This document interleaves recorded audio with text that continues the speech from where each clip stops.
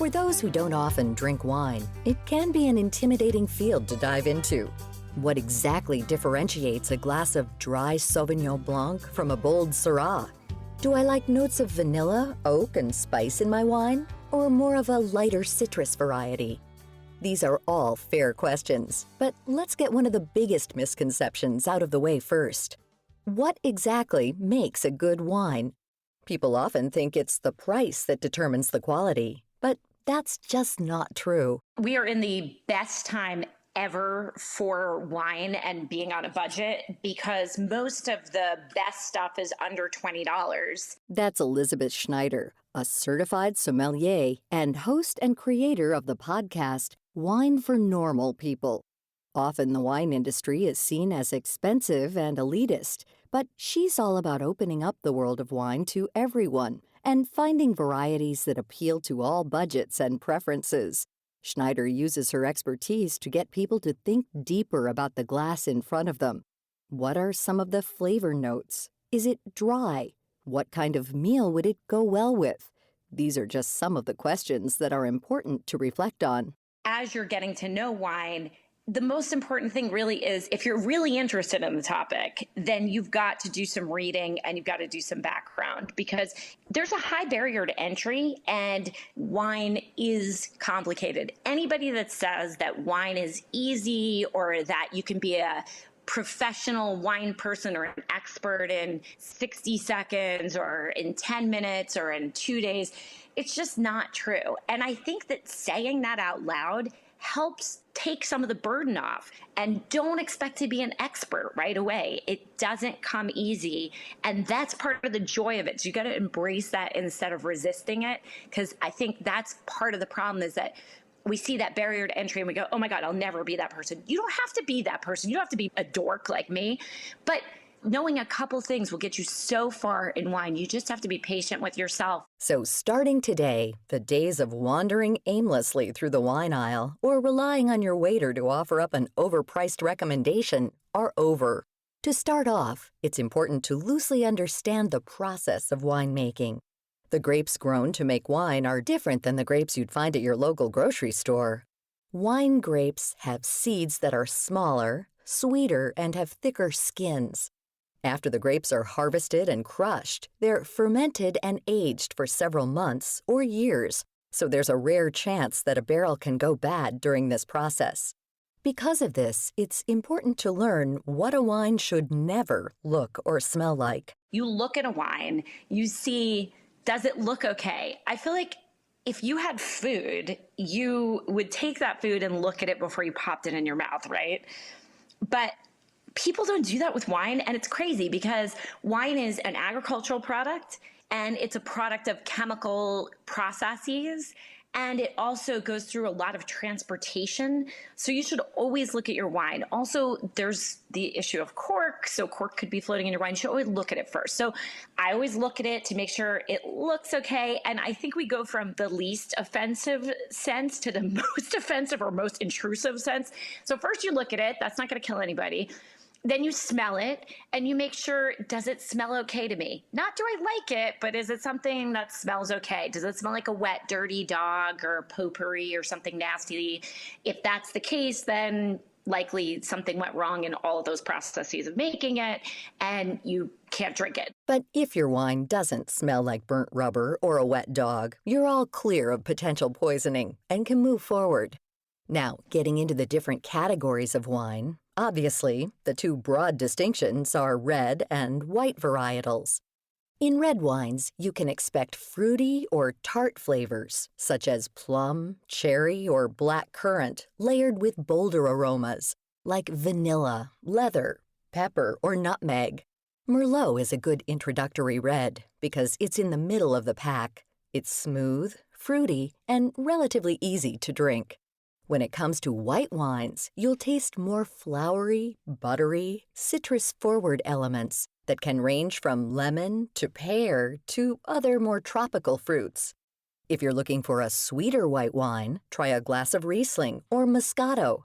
If you prefer a dry but bold taste, find a Chardonnay with notes of apple and pear. Is it fruity or is it something else first? I think that does an enormous amount for grounding you in what to expect from the wine. I think because wine is made from grapes, a lot of times we think, oh, it should be fruity. It should taste like fruit. But that's not always the case. Again, because I said, it's agriculture and it's different grapes from the stuff that we just pop in our mouths from table grapes.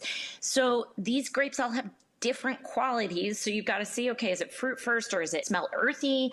And then does it taste good? Does it taste like things that I like? Does it have good mouth drying qualities that make it good with food? That may not be good by itself, but it's really good with food.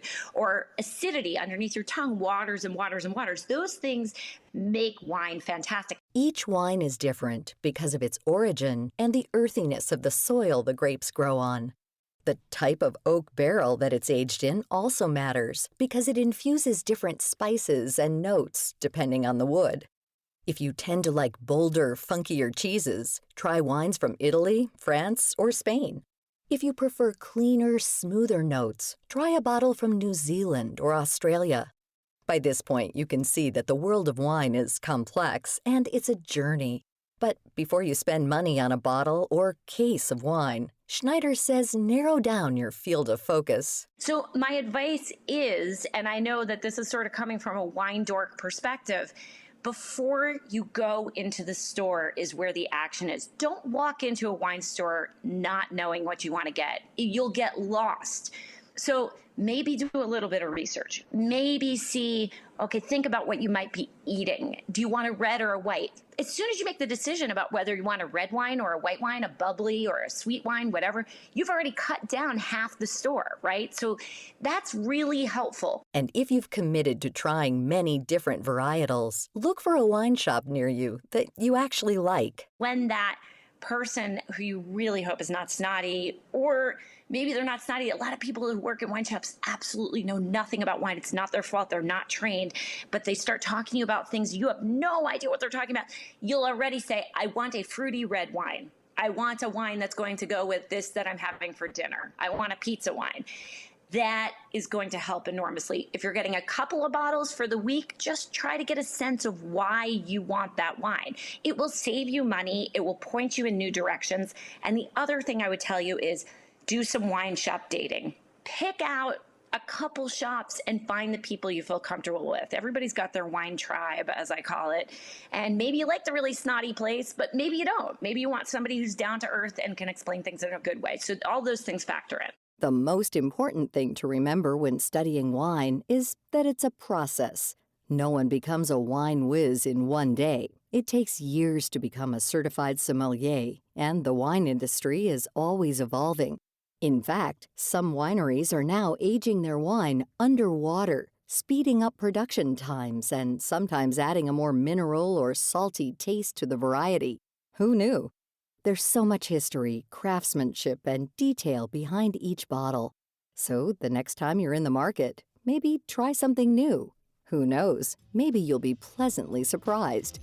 To find out more about this topic and our guest, Elizabeth Schneider, visit viewpointsradio.org. This segment was written and produced by Amira Zaveri and originally aired in May of 2020. Studio production by Jason Dickey. I'm Marty Peterson.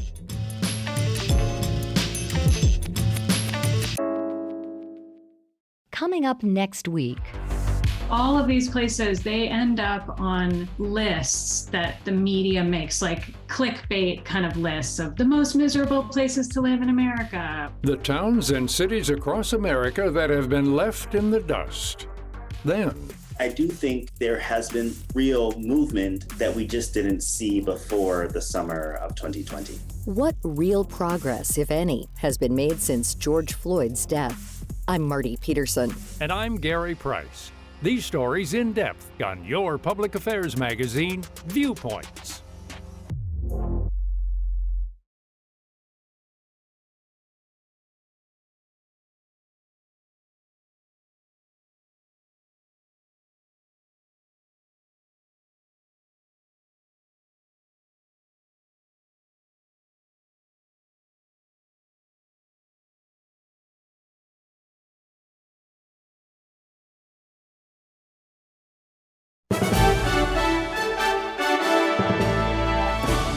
That's Viewpoints for this week.